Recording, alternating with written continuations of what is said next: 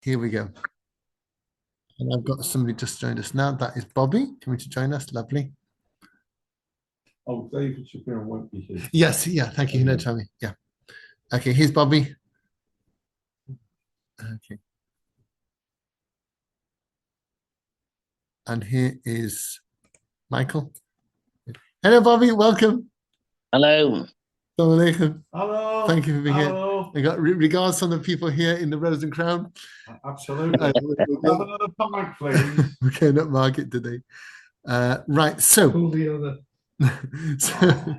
so we've got this situation here where we've got somebody who is looking at various things, and we say that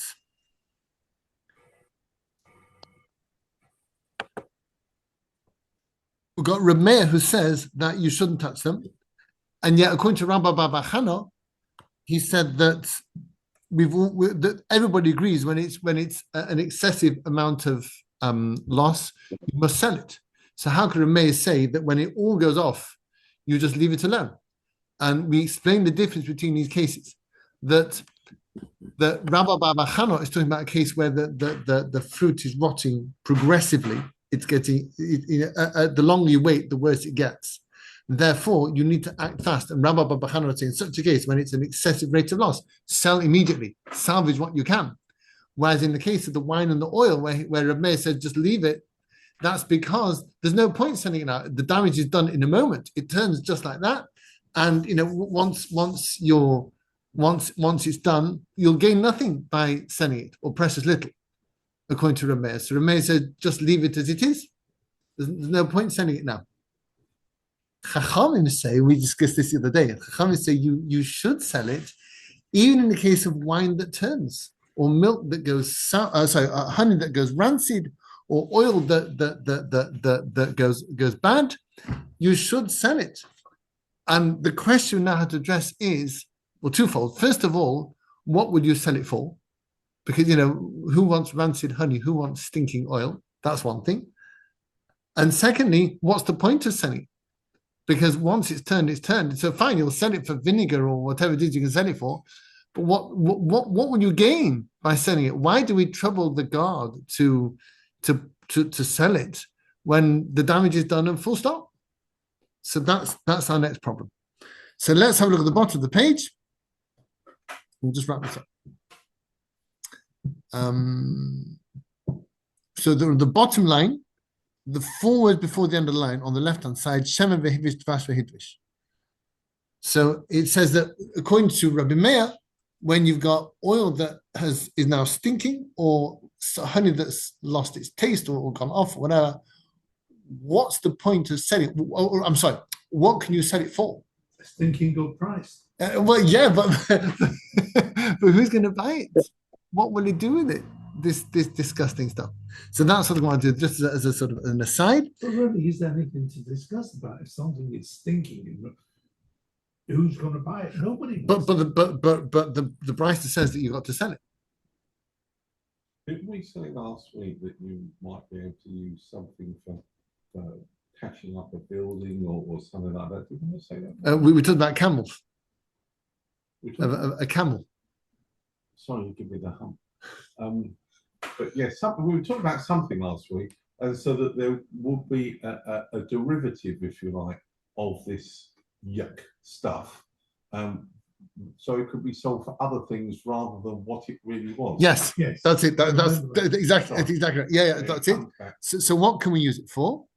So this one, shemen v'hidvish, dvash v'hidvish. You've got oil that stinks or honey that's lost its taste.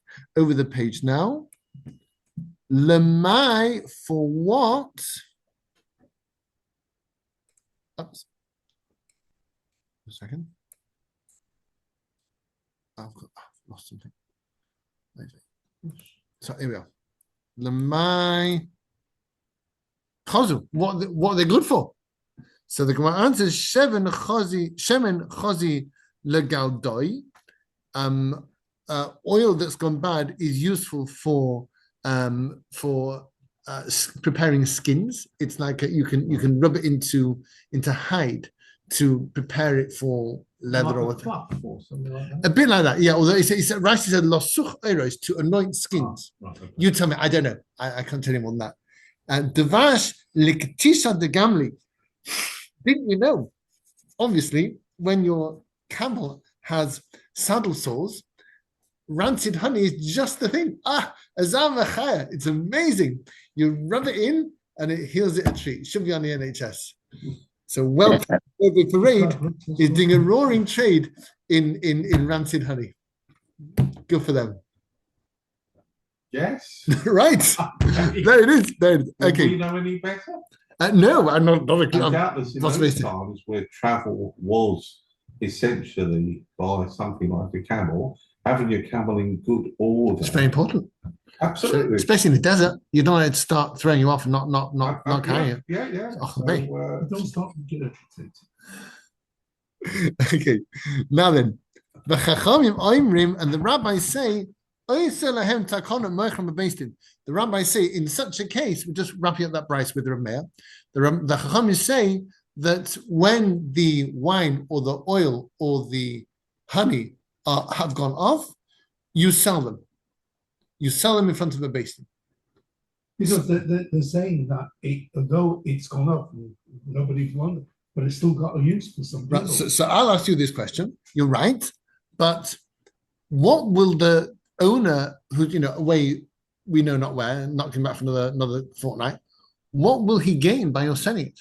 It's turned now. It's not going to turn anymore. You can keep vinegar for years and years. It will just stay as it is. But you're saying going over from the basins point of view.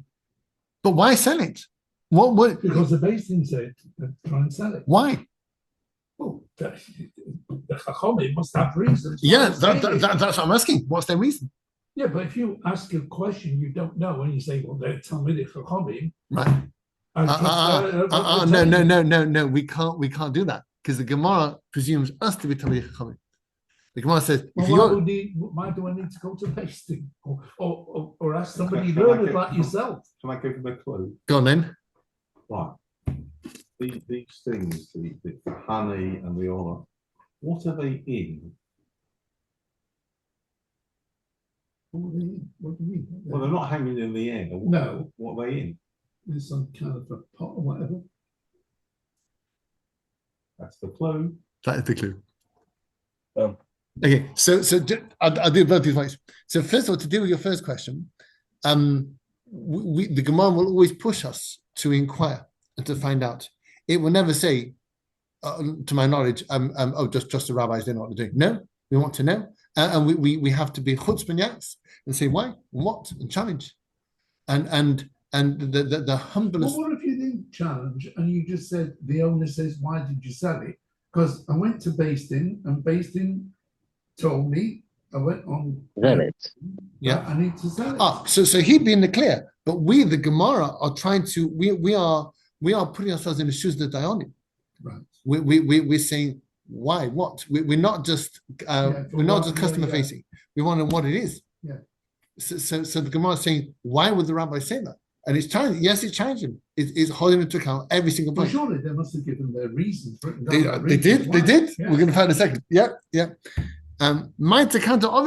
What do you gain by selling these things? The honey that's gone off, the oil that stinks, the wine that's turned. It's done. The damage is done. That's done. So the Gemara answers on Rav Ashi lekan kanim for the containers, the barrels, whatever it is, the jugs.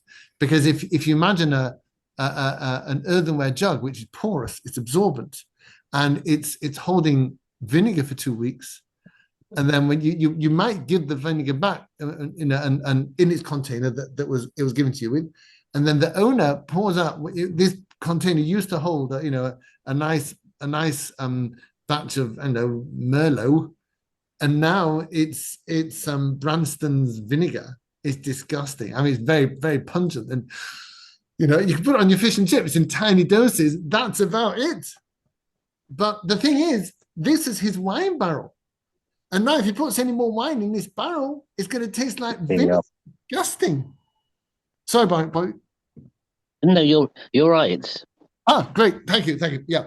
So on the same with the honey, same with the oil. You'll ruin the container by leaving this stuff in it for so long. So the rabbis say, sell it so that you at least rescue the container. That's the point of selling it. What will happen will be when you sell it, you'll tip it out of the container into the buyer's container, and he's got the dedicated vinegar container. He's fine with this. That's what he wants. He's Mr. Branston. That's fine. And this vinegar, this container which had wine till yesterday, this morning contained vinegar, is now empty. It'll air. It'll dry. The taste, such as it is, will go away, and we're good. So you are making that marginal benefit. I mean, the clay pots of those days are like the plastic bags of nowadays. They're worth very little. They're just like practically almost disposable. They're just like pots. They're just convenience containers. If you rescue it, you can reuse it. Right. So it's and again, those things to us may appear to be a clay cart. Maybe in those times they had sort of an intrinsic value. So I'm going to argue with you and say I think not, but it's not fair because I looked ahead, and I know that this is a trifling detail. Oh, I'm saying this for a reason. I like Okay. Okay. Can I ask a question? Yeah, surely. Don't call me Shirley. Fine. If I understood what you just said correctly, Rabbi, you said that the sale would be before the basting. Yes. Did you literally mean that the sale takes place in front of the basting? No. That's it says what does it say? Hold on. Bebasting. So it means with their under their supervision. Yeah. They had to make sure there's a reasonable price. That's what I was going to come to, because clearly if you're selling it for somebody else, which is effectively what you're doing, you're not just going to take any old price. You've got to have in mind that this is not yours. You're doing it for free. Yeah. And therefore somebody say, well, wait a minute, is that a good price? Is that a fair price? Exactly. And I might, as the guard, I might be tempted to sell it at a knockdown price because it's quicker. Exactly. I don't do any work. I just say, come to my home tomorrow morning, you'll get 1,000 gallons of vinegar for 20 pence. They'll be queuing down the street. And that'll be me. They'll bring their own lorries. Yeah, they'll have it all sorted out. That's easily done. But then the original owner can sue me, say you sold it too cheaply, and I'll have damaged him by selling it to knockdown price. But if you say I went and asked the basting, what should I sell it for? So they'll say a reasonable price, market value, maybe a touch less because you're doing the guy a favor. But no, not at a ridiculous price. It's got to be you've got to safeguard his interest. That's what when you undertook to look after this thing, it's not just this thing physically, it's also the value that it represents. But I would say, if you say I took advice from the basting and I quoted a price and they said that's reasonable, that the owner can't argue with that price, thinking to himself it was worth more than that. If he says the basting told me this is what a reasonable price is to be sold at. You're right. And I suppose, however, if, let's say, market conditions change and he's got witnesses that all of a sudden that the bottom dropped out of the vinegar market and he can only sell it for half the price, and that's what everybody's selling for, and he brings witnesses to that effect, then fine. Based on will say, our advice was suddenly out of date, and that's fine. But he'd do well to have witnesses to that effect to safeguard himself. Because if he doesn't. Well, first of all, the whole thing is that if you find a chaver who's willing to do this while you go on sunbathe for 5 months and doing that, and what a favour he's doing you, so shouldn't place any doubt in what he's doing, and this way means that you don't properly trust him if you question it. When it comes to money, people turn very quickly. That's true. They just do. So we've got to make sure it's all above board. It's all done by. It's all regulated. It's all transparent, and that way there's less room for argument. I'll say there's no room, less room for argument. Excuse me.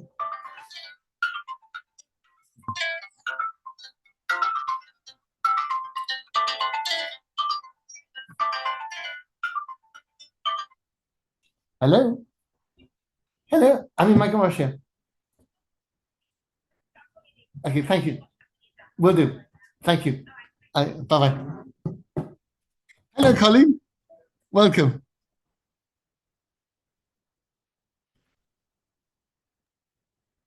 Good afternoon. Lovely to see you. Nice to have you with us, can I know? Sorry to be a bit late there. That's all right, that's all right. You're good. You're good. Trying to rush, get things done. Get things done. Okay. So, again, we're just talking about the case of the wine and the oil that went off, and we're saying that according to Reb Meir, you leave them because the loss is fairly small. According to the Chachamim, you sell them in order to safeguard the containers that they were stored in, so that that's a small gain, as we'll see in a moment, that the owner of the things will have, that at least that he's lost all his wine or oil or oil honey. It's worth next to nothing now, not nothing, but next to nothing, because it can still be sold for these odd things like tanning skins and soothing the saddle sores of the camel. But the parts you can still gain, you can still save them. But my komifliki. So now we are 1, 2, 3, 4 lines down on Tesvav on Lamed Chesama base 38b. What are the Chachamim and Rabbi Meir arguing about? And for that matter, what are Rabbi Shimon ben Gamliel and the Chachamim in our Mishnah arguing about? What's the point about whether you should sell or shouldn't sell? Because in our Mishnah, we have Rabbi Shimon ben Gamliel saying you do sell, and Chachamim saying you don't. In our Brayta, we've got Chachamim saying you do sell, and Rabbi Meir saying you don't. What are they arguing about exactly? So the Gemara answers, the Masava, one opinion holds, lehefsed meruba chashashu, they worried about a big loss, lehefsed muat loy chashashu, they didn't worry about a small loss. Umasava, and the other opinion holds, afilu lehefsed muat nami chashashu, they also worried about a small loss. So in the case of the wine and the oil and the honey, granted that you're not the fact that they've gone off is irretrievable, but there's still this small loss of the containers, which there you go. That's one point. There's a container which, if you sell them, you'll salvage a little bit because the containers won't have been saturated with this vinegar or bad oil for 2 weeks, and you'll be able to use them for other bits of wine. Whereas so the Chachamim, in the Brisa, the Chachamim say you sell the vinegar, the off oil, the off honey, and that way the containers are cleared out quickly. They can be recovered and used for wine or proper honey, proper oil in future. It's a small gain, but for that small gain, the rabbis say sell. Will there not still always be the taint of vinegar in the barrels that we use for wine? That you really can't eradicate some of the flavor. You're asking me? That's absorbed into the pot. I can tell you a little bit about this, not very much. That in halach of kashrus, we say kovosh kivushal, which means that if you want to impart a taste from one thing to another, it's done through heat.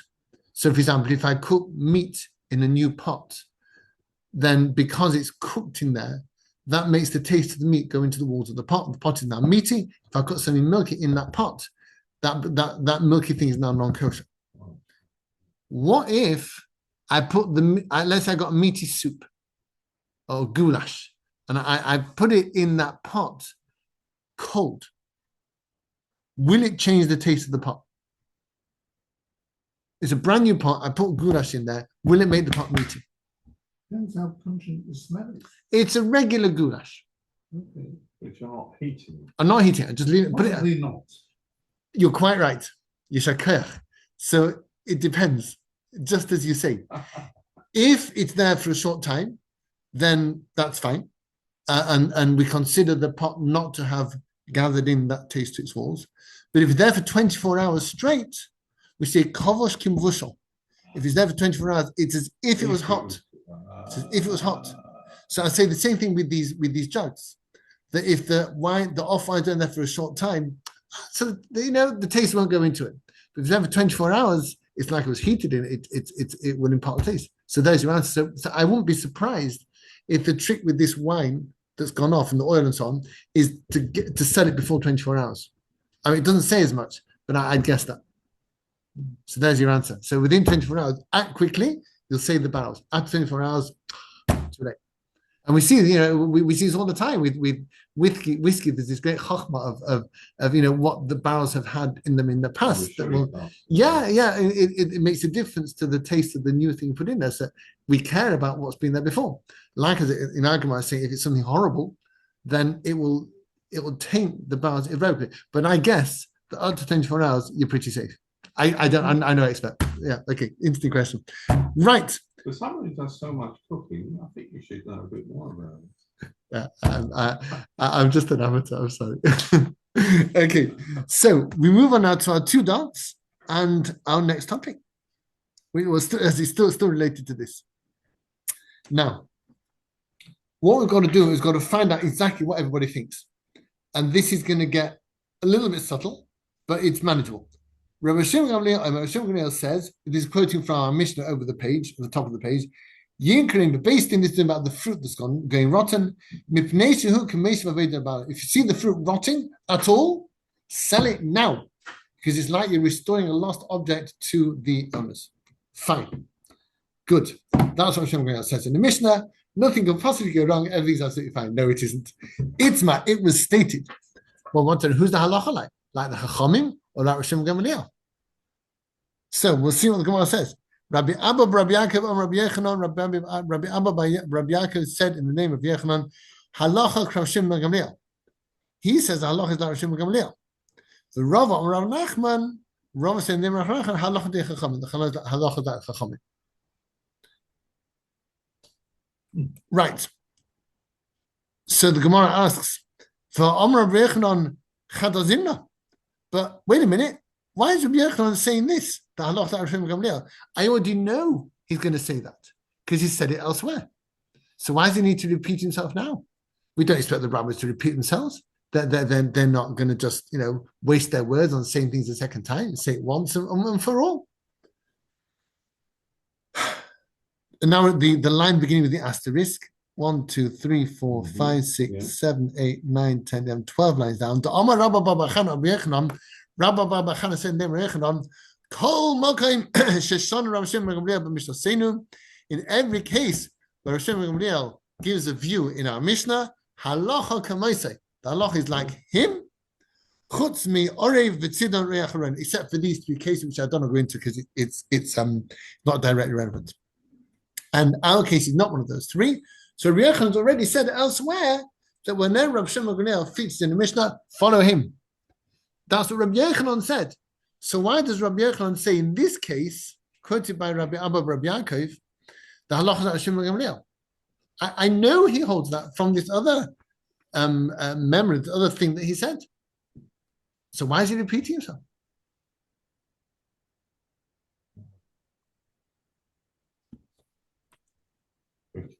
So the Gemara answers, these are views of the Amoraim, the people from time of Gemara, and they argue about what exactly Rabbi Yechanan said. So did Rabbi Yechanan say the other thing about halacha bin Hashem now? We don't know. So you know what? Or maybe one view of Rabbi Yechanan. Also, one version of Rabbi Yechanan was that he said it regarding those other three cases, and apart from those things like this, another version of Rabbi Yechanan said he said it in this case. So you pay someone, he takes your choice. We don't know exactly what Rabbi Yechanan said. We've got different reports. What he said, we just bring those reports together, which is fair enough. Now then, this is where it gets fun. And not that it wasn't fun till now, but it gets more fun. Okay, so now we are. If you got the asterisk, it's 1, 2, 3, 4 lines down from the asterisk, second word in. And in fact, let's just kick off our shoes and have a chat, okay? Coming to the snug. We'll have a little chat. So imagine a tragic, terrible situation where in Islam, you got somebody who owns a field, and he's a hardworking farmer, and he's there morning, noon, and night, busy harvesting and cultivating, doing what he does. Nebuch, one day he gets captured by bandits, and they just drag him away. We're all too familiar with this, and he disappeared. We don't know where he is. And he's just absent. And we look at his field going to rack and ruin, and we don't know when he might come back. So, do we have a duty of care for his asset during his absence. It's not like he failed. I mean, if he just sort of went off on holiday and said, "Right, I'm off, I've had enough of this. I'm off for 5 years. See you in 5. Bye bye." Then that's on him. He's chosen to leave it alone. We have no truck with it. It's fine. But never, this wasn't his fault. He was working in the field. These bandits came along. They dragged him off, and we see his field. It's deteriorating before our eyes because it needs a lot of upkeep. It's getting none at all because he's disappeared. What are we supposed to do? And everybody sort of shrugs their shoulders and says, not my business. I mean, I've got my own field to look after. I can't spend all day looking after his. I don't even know what he wants. Is it a halachic? Sorry, Colin, just a second. Just a second. Colin, go. No, sorry, Colin, you're on, Colin. Do we have a halachic right to look after it or a moral right to look after it? Is the question. So Minat Torah, by Torah law, there's something approaching obligation because it says, as we all know, "V'hatarecha kamecha," which doesn't mean literally love your neighbor as yourself. Is l'recha, that which pertains to your friend. So his honor, his assets, you have to care for them as you would for your own, not more than your own, but as you would for your own. So, which means that I'm not obliged to abandon my field and care for his. However, if I can care for his alongside my own, I am obliged to do so. So that's half an answer. I'm not done yet. So in this case here, the question is, let's say there's 10 of us who have homes in this little hamlet, this little farmstead, this ranch, and any of us could pitch in and help, or all of us. Who goes there? Who takes this on to harvest the crops, to plow, to sow, to reap, to manure it, all these things that you got to do in the field to sell off the produce in the market. It's a big undertaking. Who's got to do it? Well, my question was going to be, or my comment was going to be like this. As a matter of policy, if you start doing it in this particular case and you voluntarily take on the responsibility, then if it happens to him over there and him over there, and you're going to spend your whole life running around after other people's fields. And yeah, you're right. And I'm not being able to do with my own. And that's not fair. You know what? I got my family budget is squeezed to the limit because I'm busy doing everything I can for other people. What if 5 farmers are all taken captive? I can't do all that. I can't. It's impossible. So what if we get together?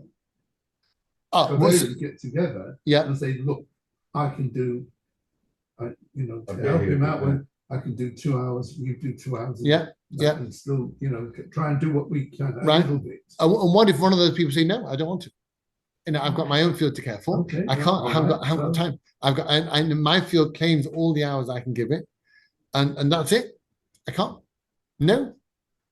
So then do the base thing have any sort of? I mean, it's lovely to do it your way. Don't go. It's fine. It's nice.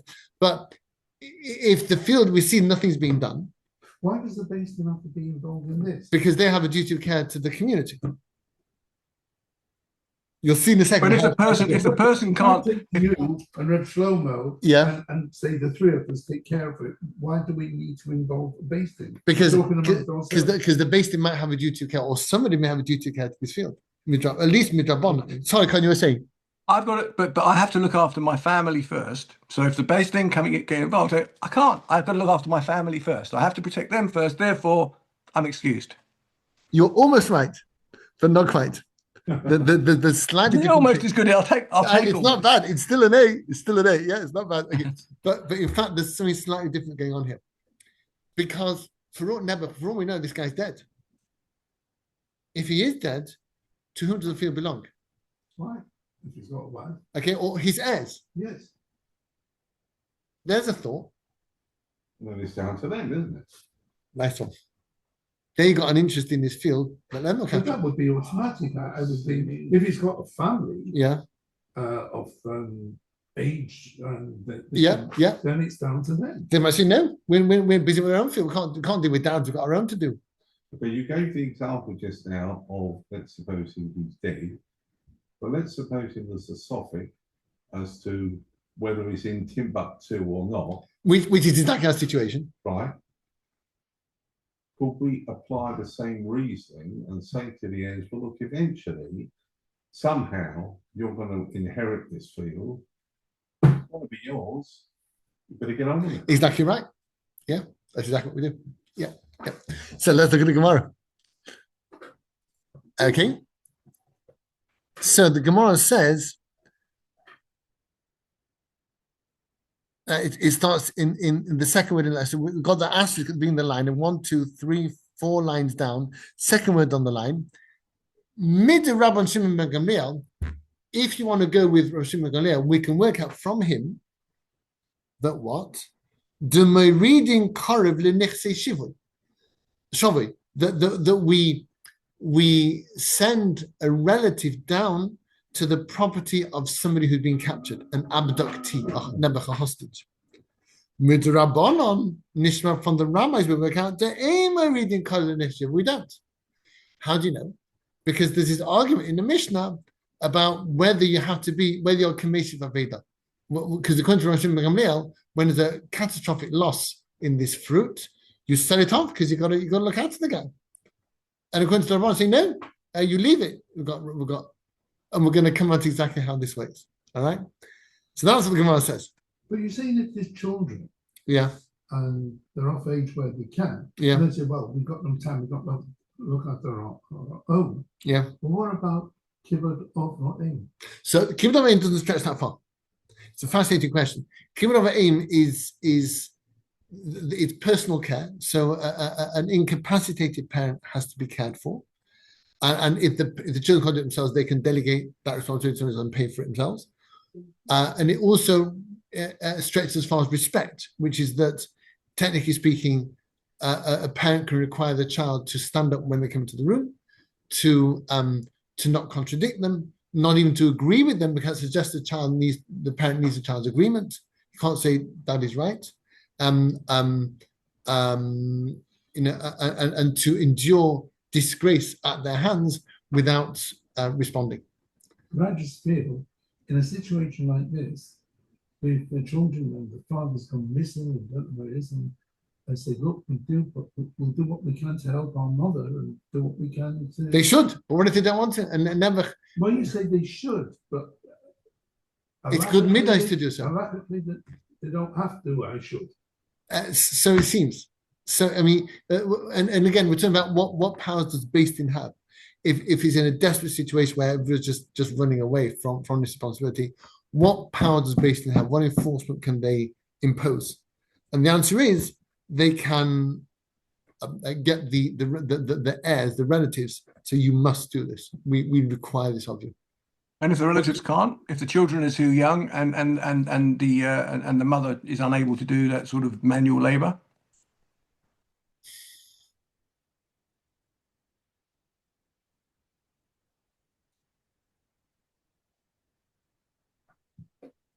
it's a good question. What was what if the children can't? What if they're too little, or they're not well, or or they live very, very far away? We can't get in touch with them. In Australia or something. Yeah.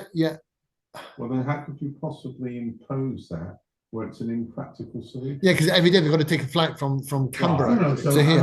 It's just impractical. Really. Yeah. I don't know. Maybe the base. I mean, when you have an orphan, Rahman al-Islam, who they can't look after their own affairs because they're too young, so they become a ward of court, and the Beis Din appoints an apotropos for them, which is like a guardian who administers their affairs on their behalf till they become adult. So it could be like that. So the Beis Din could then appoint the neighbour, say, this is your job. Could be, yeah. I don't know, but it maybe also we go down the pecking order of inheritance. So we start off, for example, with the children, and if there are no children, maybe we go to the siblings, with the next in line to inherit. I don't know. Okay, interesting question. Thank you. Second, I've lost my. Yeah. So again, according to Shimon Gamliel, who says that the guard has an obligation to sell this stuff off immediately because he's commission of it. It's like some return lost object. The same would apply in our case. That when this field is being abandoned because the person is being abducted, then we are commission of it. That's a universal obligation to return lost property. So, and it's a similar thing. So we get somebody to return to look after the property. Whereas if you've got, according to the Rabbanon, there's no such obligation. No, we don't say somebody's property is deteriorating. You need to look after it. That's on them. Terribly sorry, but it's what happens. And if you think you might get abducted, you should have a measure in place before that happens. You should have somebody, you pay them a retainer. You say, if ever I get abducted, I want you to look after my field. Here's £1,000, and keep that. And if I disappear, look after my field for me. If he fails to do that, that's on him. That's what the Rabbanon say. So the Gemara posits that. So then the Gemara says, Umimai, how do you know? Then it comes with this killer word, Dilma, perhaps, which always makes the fur fly. With the end of a line, it says Dilma. We're about 2 seconds. Let's do it in round 2, 3. 1, 2, 3, 4, 5, 6 lines below the line beginning of the asterisk at the end of the line.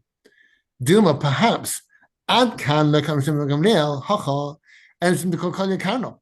Maybe Rabbi Shimon Gamliel says in our case, in our Mishnah, you must sell all the fruit because the very thing that was deposited is disappearing before your eyes. It's rotting away. It's all becoming useless and disgusting. You must sell it now.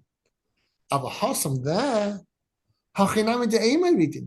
There, okay, let's say, worst case scenario, nobody's done anything to the field and it becomes a briar patch. It's just like hideous and horrible, and overgrown, and it's just like, but the field's still there. It would take a bit of work to get it back to working order, but that could be done. So maybe Rabbi Shimon only takes this extreme line of selling in a case where the thing's going to disappear altogether. But Rabbi Shimon may well concede that in the case of a field where the field itself hasn't disappeared, maybe then you should just leave it. He doesn't require such a thing of caring for the field to that extent. So only when the actual basic value of the thing itself is disappearing. In the case of the field, that it's just not going to be productive and it'll be a bit neglected. Okay, so fine, whatever. I'm not done yet. Maybe the rabbis here say in our Mishnah that you can't, that you don't sell the fruit. And our ikrav kahana, maybe in our Mishnah, the reason the rabbis say you don't sell the fruit is either because, like Rav Kahana says, that you want your own stuff, or like Rav Yisrael said that maybe the guy abroad has made it into truma. Both of which aren't really relevant to the field, but maybe the field, they say, no, you should tend it. So, in fact, you can't derive anything from our Mishnah to the case of the field whose owner has been abandoned. Because maybe Rabbi Shimon Gamliel only says it did in that case. Maybe the Rabbanan only said it did in that case. Our case, it could be completely different. So your derivation is bit rushed, bit presumptuous, not so simple. Sorry there.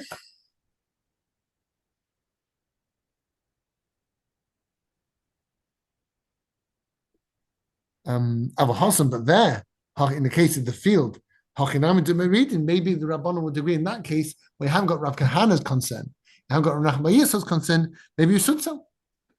Limmeimra. I think that's a good place to stop.